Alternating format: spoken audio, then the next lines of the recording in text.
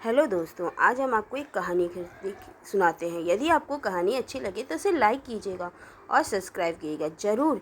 यहाँ एक मज़ेदार हिंदी कहानी है।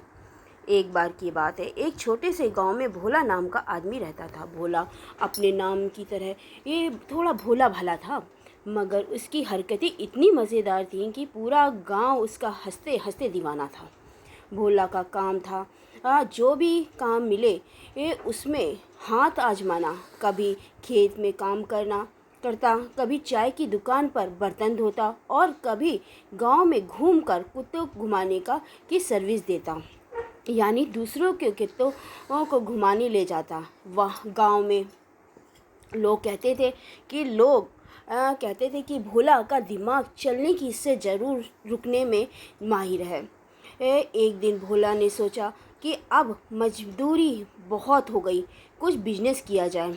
उसने तय किया कि वो अंडा बेचने का काम करेगा। भोला शहर गया, एक टोकरी में 30 अंडे लेकर गांव लौटा और घर के बाहर बैठकर जोर जोर से चिल्लाने लगा, ले लो ताजे अंडे, मुर्गी से सीधे निकले हुए, आधे दाम में। पूरे गांव के बच्चे दौड़ कर आए। किसी ने पूछा, भोला मुर्गी कहाँ है?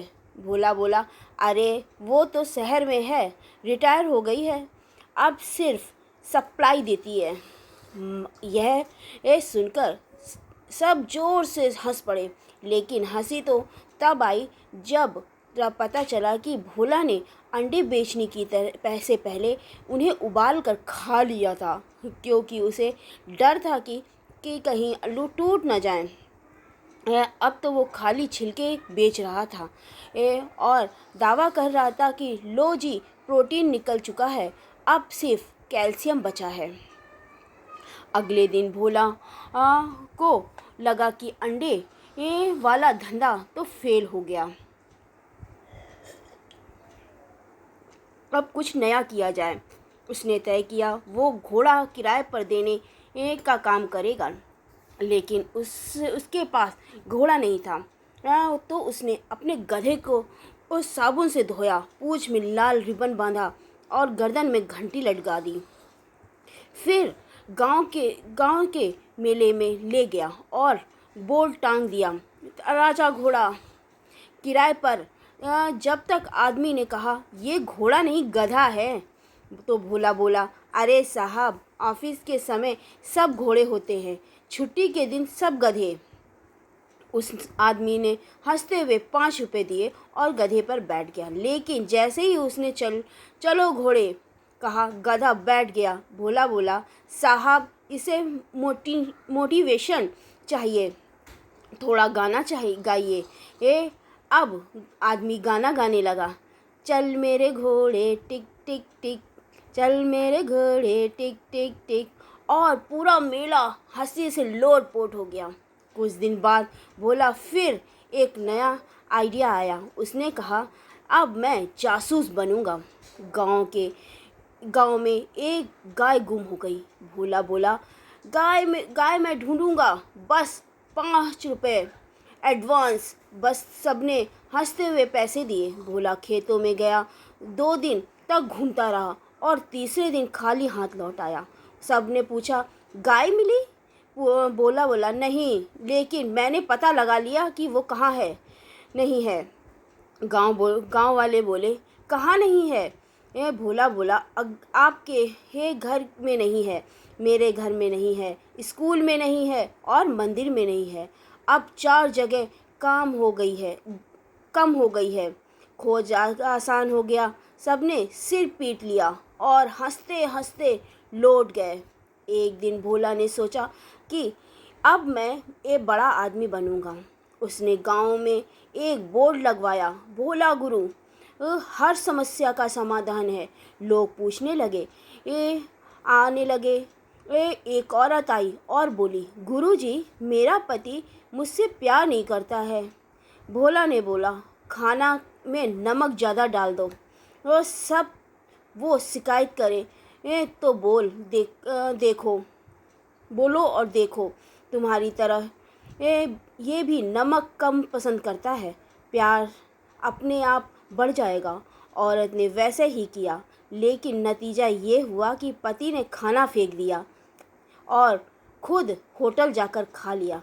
अगले दिन वो औरत गुस्से में आई, बोली, भोला गुरु, आपने मेरा घर तोड़ दिया। भोला बोला, तो अब नया घर बनवाओ। पुराने में तो प्यार नहीं था। अब गांव के लोग भोला गुरु को क्लास देने लगे। एक दिन स्कूल के मास्टर जी ने भोला को बुलाया और बोले, गुरु भोला, तुम सब इतने समझदार हो, बच्चों ने थोड़ी नैतिक शिक्षा दो। भोला बोला, जो मास्टर जी मैं दूंगा। अगले दिन भोला स्कूल गया और बच्चों से बोला, बच्चों कभी झूठ मत बोलो वरना मुंह से धुआं निकलेगा।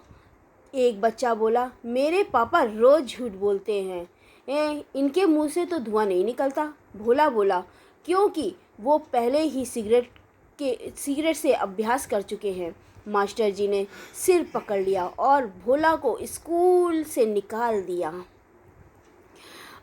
भोला को अब लगा कि गांव में उसकी कद्र नहीं है, तो वो शहर चला गया। शहर में उसे एक होटल में काम मिल गया। होटल के मालिक ने कहा, भोला, जब ग्राहक आए तो विनम्रता से बोलना। भोला बोला, जी। पहला ग्राहक आया तो बोला, यहाँ खाना कैसा है? भोला बोला, आप खा लीजिए फिर बताइए, जिंदा बचे तो अच्छा है। ग्राहक डर गया और भाग गया। मालिक ने डांटा तो भोला बोला, साहब, मैं ईमानदार आदमी हूँ, वो झूठ नहीं बोलता था। मालिक ने कहा, सच बोलना अच्छा है लेकिन ग्राहक भागाना नहीं। भोला बोला, फिर मैं बीच वाला रास्ता अपनाता हूँ, आधा सच बोलूँगा और सब। अब दूसरा ग्राहक आया तो पूछा, यहाँ की रोटी कैसी है? भोला बोला, कभी कभी रोटी होती है, कभी हथियार। ग्राहक ने कहा, क्या मतलब? भोला बोला, अगर सख्त निकली तो हथियार, नहीं तो रोटी।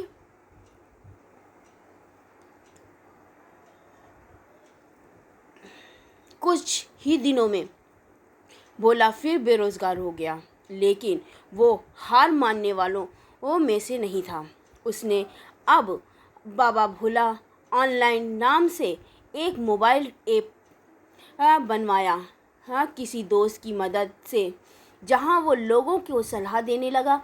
किसी ने पूछा, बाबा जी, सफलता का राज क्या है? भोला बोला, जिस दिन सुबह उठते हैं ही चाय गिर जाए, समझो दिन अच्छा जाएगा, क्योंकि बुरा तो पहले ही हो गया है। किसी ने पूछा, बाबा जी, मैं अमीर कैसे बनूंगा? भोला बोला, सपनों में सोचो कि अमीर हूँ, नींद में टैक्स नहीं लगता। ऐप वायरल हो जा गया और भोला इंटरनेट सेंसन बन गया। अब टीवी वाले इंटरव्यू देने आए। रिपोर्टर ने पूछा, भोला जी, आपने ये सब कैसे सीखा? भोला बोला, गलतियाँ करके। रिपोर्टर ने पूछा, तो आप गलतियाँ नहीं करते? भोला बोला, अब मैं दूसरों को करवाता हूँ ताकि सीखते रहें। रिपोर्टर हंसी नहीं रोक पाई। लेकिन भोला ने सबसे बड़ी कॉमेडी तब हुई जब वो पहली बार फ्लाइट में बैठा। उसने टिकट तो लिया पर सीट नंबर समझ नहीं पाया। एयर होस्टेस बोली, सर, आपकी सीट 14B है। भोला बोला, मैंने तो टिकट लिया था, BA में एडमिशन नहीं। सब मुस्कुराने लगे। जब फ्लाइट उड़ने लगी तो भोला डर गया और सीट बेल्ट को खोलकर बोला, मुझे नीचे उतार दो, मैं पैदल चला जाऊंगा। एयर होस्टेस ने कहा, अब देर हो गई। भोला बोला, तो कम से कम खिड़की खोल दो, हवा ले लूं। अब तो पूरा प्लेन ही हंसी से गूंज गया। जब फ्लाइट लैंड किया हुई तो भोला बोला, देखो, मैंने पायलट को बचा लिया। वो तो उड़ाते उड़ाते थक गया, इसलिए मैंने बीच में प्रार्थना की थी कि सब सही रहें। एयर होस्टेस ने पूछा, कब की प्रार्थना? भोला बोला, जब फ्लाइट हिली ही थी, मैंने मुंह में 3 बार हे भगवान कहा था, तभी तो सब ठीक रहा। सब यात्री ताली बजाने लगे और कोई हंसते हंसते रो पड़ा। भोला आज भी ये अपने गांव में रहता और हर किसी से कहता, ज़िंदगी में अगर दिमाग कम चले तो हंसी ज़्यादा चलाओ, दोनों काम बन जाता है। और गांव के बच्चे आज भी उसके बीच दौड़ते हैं, कहते हैं, भोला भैया अगर अगली बार कौन सा बिजनेस शुरू करने वाले हो? भोला मुस्कुराते हुए कहता है, इस बार हंसी बेचूंगा, लेकिन मुफ्त में, क्योंकि जितनी बांटो उतनी बढ़ती है। और सब मिलकर ठहाके लगाते हुए